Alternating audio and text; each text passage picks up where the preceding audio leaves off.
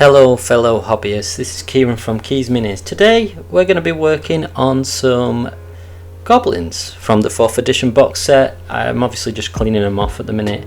I actually didn't clean these off as well as I hoped I did. But the base coat is going to be Caliban green. I painted this, it was done over a Chaos Black. No, it wasn't Chaos Black, it was Forge. I forgot what they're called. Forge paints black. It offers a very soft matte finish. But basically I'm using a thin glazing consistency and it takes me roughly around 4 coats to just work across with Caliban green. Sorry, I kind of paused a little bit while I was trying to reload the brush a little bit then.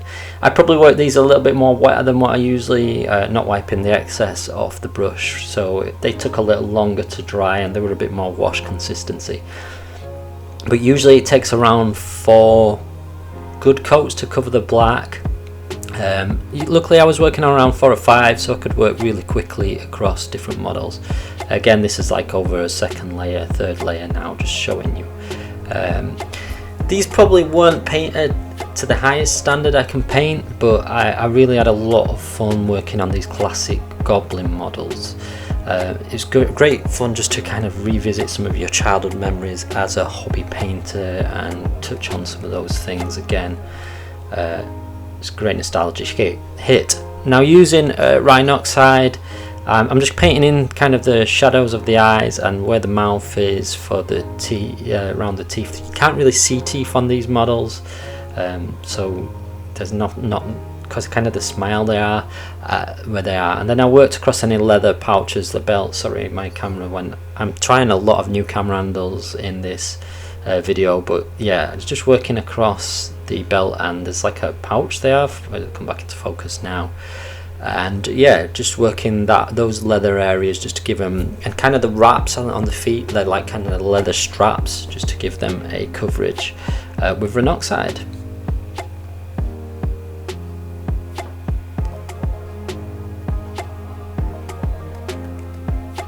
And now using some Goblin green, I'm going to mix it in with that base coat of Caliban green. It's around a 50-50 ratio at the first, and I'm going to work on some highlights now and trying to bring some of this skin tone up a little.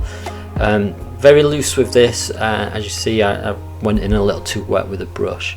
Still probably a little too wet there, but just working a glaze consistency, picking out the highlighted areas where I want to hit, so top of the forehead and top of the ears, on the arms, the knees. I know you don't have to have knees showing on these, you could paint them black, but I wanted to have the knees as an area to highlight as well. I just thought it looked really cool. And after one layer's dried, I'm going back across with a second. Sometimes what I do here, rather than do a second coat, is I might add a little bit more Goblin green into the mixture to just work on those. And again, now I'm kind of pick out a few more highlights here, just around the eyes and the inner ear, although I ended up changing that later on to more of a corn consistency. Now mainly with a Goblin green, so working up a higher highlight again, I just want to really start to pick out points of highlights. It gives a nice little coverage, but I usually go back and stipple layers in and kind of blend layers in, but I wanted these to be fairly quick, though they took me a lot longer than what I wanted because I was obviously filming.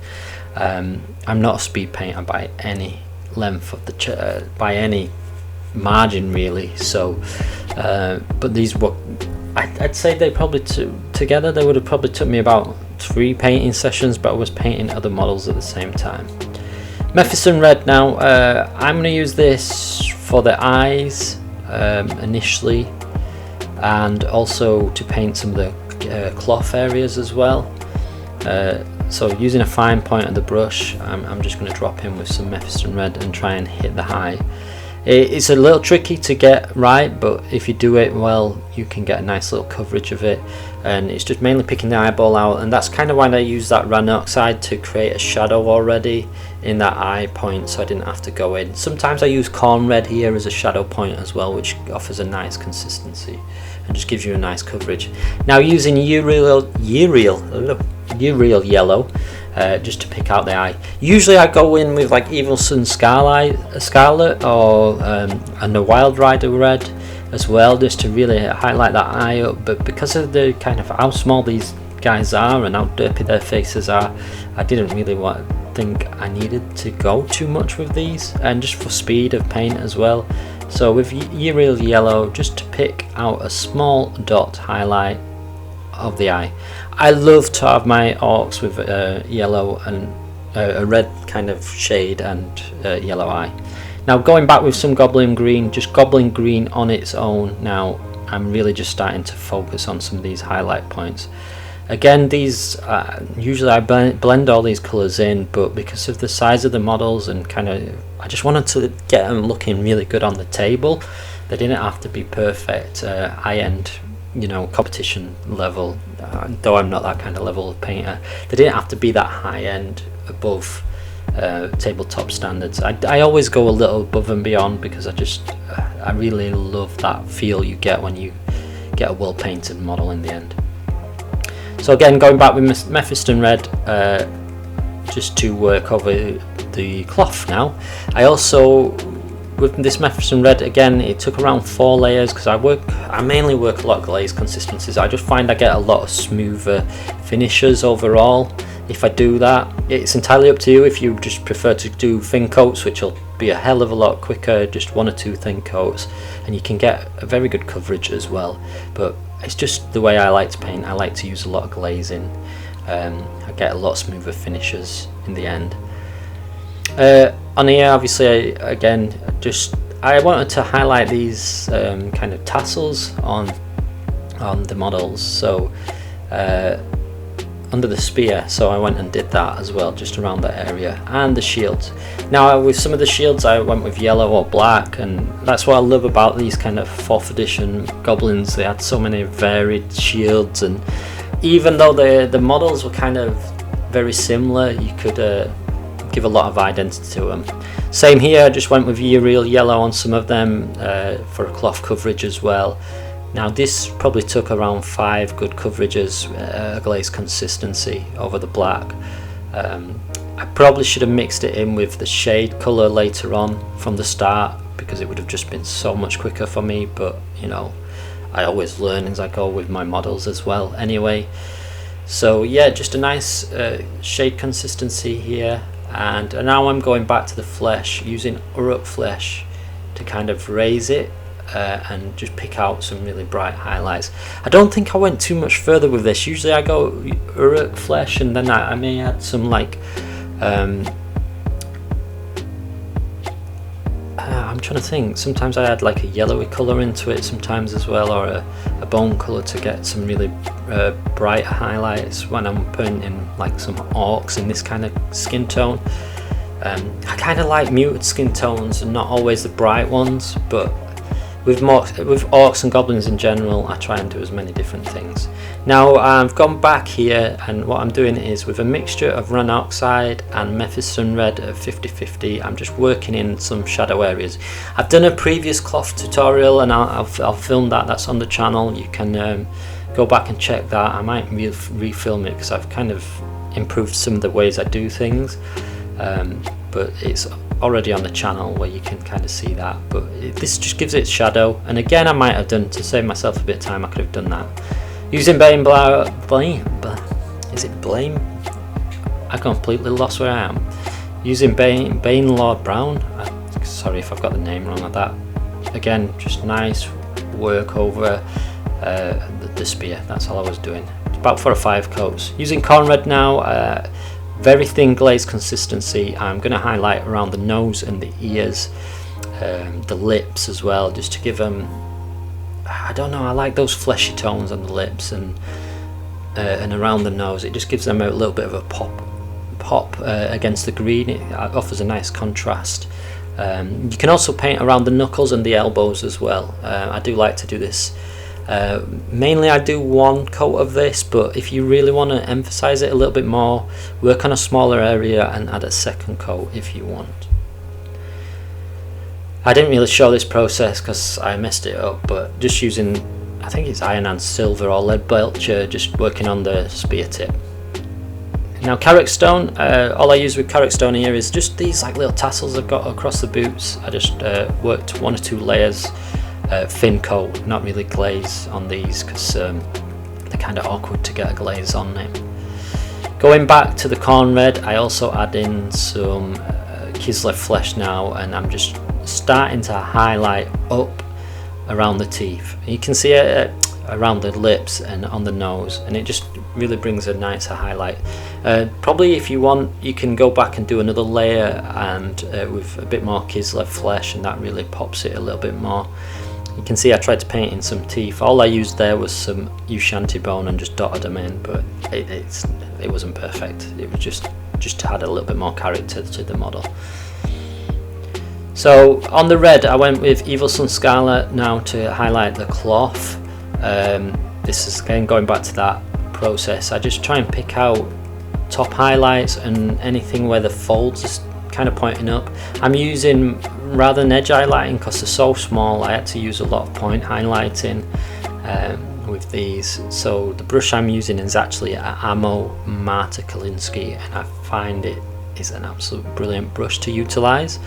Just so you know, if you want to know which brush I am. Kind of gone off camera there because I try and figure out the best position to get in, but just across the folds again, around the back, and there's lots of really stark high folds on these models. I found that quite refreshing to paint. What I did here is I'd gone with Scruffalo Brown, and I'd gone into a shade just like I did with the Ran Oxide, and then I'm just going back now with Uriel Yellow just to highlight again some of those points up on the cloth. Nice little points. I found these quite easy to pick out compared to some models that you paint. So even though they're older, they do hold a lot of character in them still, these models. When did it come out? 1992 I think it came out, maybe just before that. So for me, painting these was just like the ultimate nostalgic hit that I could get as a painter. With Xandri Dust here, all I'm doing, this guy had lost his shield in the box, so it was kind of easier to paint this on him, but you can kind of pick it out. There's like a little leather stitch, so that's all I did with that one. Now using Wild Rider Red, I've put it on the screen so you can see, and on the yellows, I'm only going to focus on one of these models, is Wild Rider Red to pick out the final highlights on the cloth, and then I use some Moon Yellow on the yellow ones. Just worked around the cloth. Any parts on like the shields as well, you can go, if you've done some red on the shields, around the edge highlight of the shield, or on like I know there's like a wolf sculpture on one of them.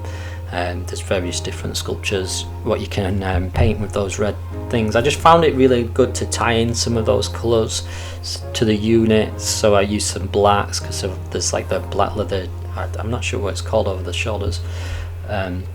Here with a Blood Reaver flesh wash, I think it was Blood Reaver anyway.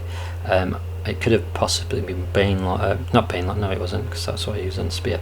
Yeah, Blood Reaver flesh, just a wash, just to kind of create some shadow on those, I don't know what you call them, some ruches. And then I highlighted them with Xandri Dust, but I completely messed that part of the shot up. So going across the black leather now, the jerkin kind of, is it a jerkin? I'm sure that's kind of what they call it, or a tabard, whatever you want to call it. Just a really thick highlight with Eshin Grey around the edges.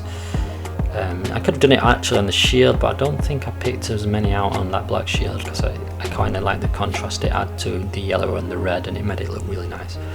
With Administratum Grey, usually I do actually a mixture of these two, or maybe Dawnstone, and then I do another kind of thicker highlight, but I just went straight in with a point highlight. At this point, like I said, I wanted these to just look good on the miniature. I didn't want it to be like too I don't know what the kind of the word is. I didn't want it to be like perfect. I just wanted them to look great on the tabletop. You can see I'm also started highlighting the leather. I'm not going to cover that on this one because I've left that for a separate video working on some high elves from this box set, so I'll do that in a separate video real soon. If you want here, as well as your highlighting with Ministratum Grey, if you want to make it look a little bit more like leather or worn, add in some like little points, nice little sketch of a line so it looks like it's got a bit of a tear or a rip. That's entirely up to you. Going back to Vallejo's Goblin Green, going back to the base, I'd use some base ready mix on the base from Geek Gaming Scenics. I think it's their Mediterranean one, maybe, or Grasslands, I can't remember.